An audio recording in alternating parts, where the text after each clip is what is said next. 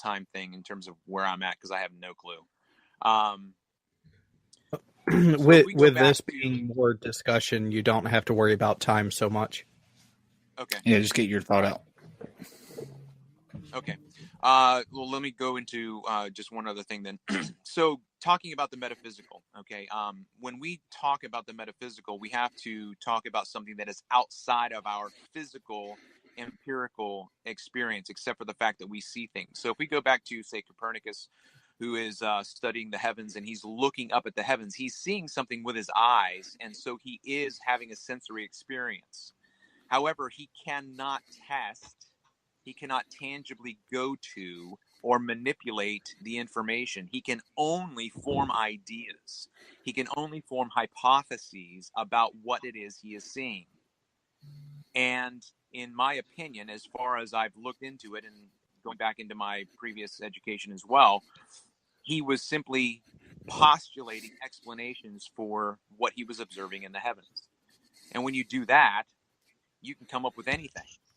You can explain what you're seeing in any fashion and represent that explanation mathematically. So when we say math is not reality, we do not mean that 1 + 1 doesn't really equal 2. That's not what we mean. What we mean by math not being reality is in terms of the metaphysical. And so earlier on, Reds, you gave an equation for something. I can't remember what it was necessarily, but if you wanted to repeat it at a later time, that's fine. But that representation of your measurement of the sun is a metaphysical expression. And so when you have values and variables represented by symbols, that is what we mean when we say that's not reality. So I guess for what it's worth, I'll stop there and see where we can go. All right, Scotty, let's check in with you. Can you hear us? Let's get an audio check from you real quick. Yeah, beat me to it, Kyle. Oh, I'm going to let you. I just want to make sure his audio is good. Yeah, that's what I was asking for. I believe I heard you, Scotty. Want to try again? Can you hear me again? Yep. I heard you. Did everyone else hear? Yes. All right. It's good to go. All right, Scotty. So did you hear? Yep. Scotty, did you hear how we're doing this between you two and Red? Yeah, I did. Yeah. Yeah, it was more discussion format. Well, here you are, chance to introduce yourself and why you posit that the Earth is flat. Okay. How's it going, Reds? How's it going, Plain? How's it going, fellas? Non-Sequitur show.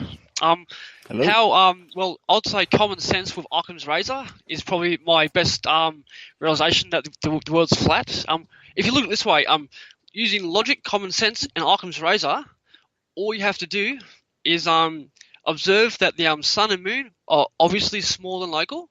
They obviously travel around us, which is common sense. You can't feel, detect, see, experience the Earth move, not only through space but its rotation. But you guys say it moves.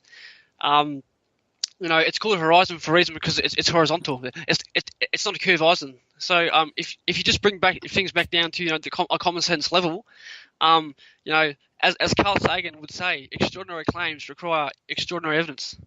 And to contradict our obvious observable reality, to say we live in a round spinning ball, which contradicts our observable reality, well, I'd say extraordinary claims require extraordinary evidence. And what the round Earth ball model, however you want to call it, what it comes down to is you need to prove two things.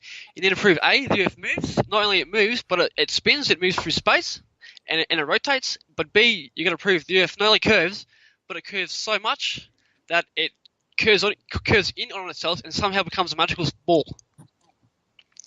And so it's really, and that's my claims. And about talking about a model, people say, "Oh, what's your model?" Well, if the reality was that we have been deceived and lied to on such a level, how are we going to even speculate on where we're living if the lie is that big?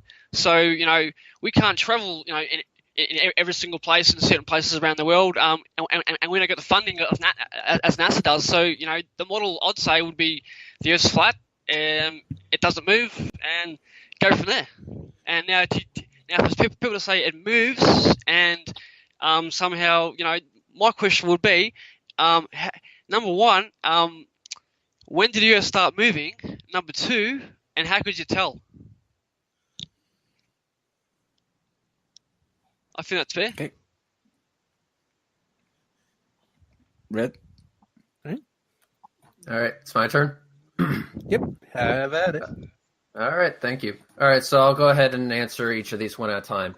Actually, both of you guys are missing the point on one thing. When we're talking about geometry, you both do realize that motion is irrelevant to the shape, right? So let me give you an example. Take a ball. Put it on the desk. This is my turn. This is my turn. Model of reality is relying on motion. This is my turn. This is my turn. This is my turn. Hang on, Scotty. Reasonable discussion. Let Red get his point out, and then you will be able to refute it. Reasonable-ish. Yeah. So let's try this again. So when we're talking about flat versus round, we're talking about the shape of the Earth. Motion is irrelevant to its shape. Take a ball, put it on the table. Is it moving? No. Has it stopped being a ball? No. Then why the hell is this an actual point of flat earthers? Motion is irrelevant to its shape. We need to first get the shape down before we can talk about the motion. Also, moving forward from there, actually level does not mean flat. An example, have a crooked shelf. Is the surface of the shelf flat?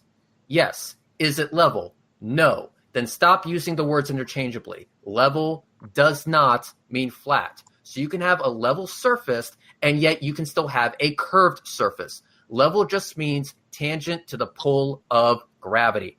That's it. And no, actually, it is not scalable when we're talking about gravity, because we have no way of negating the gravity field we are already in. In other words, we have no way of having a gravitationally sterile environment so the gravity of the ball can be the dominant body for the water to stick to. If you wish to go ahead and do this through experiment, then you're going to have to find some way to turn off gravity. Good luck with that, by the way.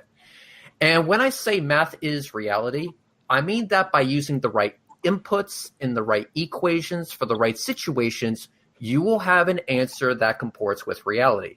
When I use the actual law perspective, alpha equals 2 times the arctan of G over 2R, that can be tested in reality. You can go ahead and take that equation, build a scale model, have those values, and no matter which data point you wish to try and solve for, that equation will give you the correct output. It will give you the correct answer that comports with reality. Now, if we go to the look of curvature, you mentioned that you've never seen curvature directly. I've not only taken pictures of the curvature itself, not only has Soundly taken pictures of the curve itself, we also did it with a flat earther camera of choice, Nikon P900 and P1000s at this point. Not only have we demonstrated that the horizon actually does not rise to eye level, it does fall, actually, which we have demonstrated with the use of DJI Mavic drones, airplanes, and the Ditropa app, which anyone can actually verify. Everything that we have done in reality demonstrates the curvature of the Earth, which is why I was pretty shocked to hear you have no explanation for the sun equinox observation, the equatorial telescope observation, or the fact that the rocket illumination observation that I did not once but twice through my own camera. All of these point to one thing. So you're basically saying that extraordinary claims require extraordinary evidence. Well, thankfully, we have extraordinary kit that allows us to get that extraordinary evidence. And that's why it is listed for you down below in the description of this debate. So the only way that you can move forward from here is to explain or somehow refute what I have presented here. Explain the equatorial telescope. Wow. Explain how it could work on a flat surface. Explain the equinox observation and the contradictions that plague the flat Earth model. And also explain how we were able to witness the effects of curvature on objects such as rocket launches. Go. Well, first of all, what you're trying to obfuscate, Red's rhetoric, is that you're trying to say my whole model of reality doesn't come from a big bang, doesn't come from moving particles, and doesn't, how did the ball begin? It was spinning. Your whole model of reality is based on the ball moving, and you're trying to obfuscate that point? Bullshit. Give me evidence that the Earth moves. Go on. Don't worry. I'll wait. Okay. Can I jump in real quick? Sure you can, but I have to Yeah, reply to that. Origin is irrelevant to its shape. Take a ball. Bullshit. Look at the. You're obfuscating the biggest point because you can't prove the Earth moves. You're obfuscating. My Gavel. We let you talk, Scotty. We let you talk, Travis. It's early. Same courtesy, both directions, please. Everyone can see what he's doing here. Hey, my job's done. I don't want to have to ask the moderators to actually mute you, but they will if they have to. I let you talk. Give me the same respect. So again, take a ball. Look at the ball. See that the ball is made in China. Have another ball. Look at the ball. You're repeating garbage. You're not even. Scotty. Enough. We're going to have to mute you, Scotty. Scotty, do not interrupt. One less line next time. One less line next time. If you interrupt, Scotty, do not interrupt. You gotta just let him talk, man. Just hold on, buddy. We're gonna let you speak, I promise. Travis gets it, and actually Travis will get it the chance to speak his piece next. So if you need to take a couple notes for yourself, Scotty, to keep the points relevant to your comments, I do suggest doing that. Okay, so repeating this for the third fucking time, let's see if I can actually get a word in. Origin is irrelevant to its shape. Demonstration of this. Take a ball. See that the ball is made in China. Take another ball. See that the ball is made in Taiwan. Two different origins, yet the same fucking shape. Origin is irrelevant to its shape. How the ball came about and is it a ball is two separate questions. What you're trying to do is dogpile irrelevant bullshit to get away from the question of what shape is the Earth actually and how can we demonstrate that empirically. So, once again, origin is irrelevant to its shape. And I gave you an example of that being the case. Travis, you're next. All right, so I think that I'm going to echo a little bit of what Scotty had said, but I think that it's pertinent to the discussion. So your point, Reds, I think, when you were making it, is that motion is irrelevant to the shape. You had made that statement, correct?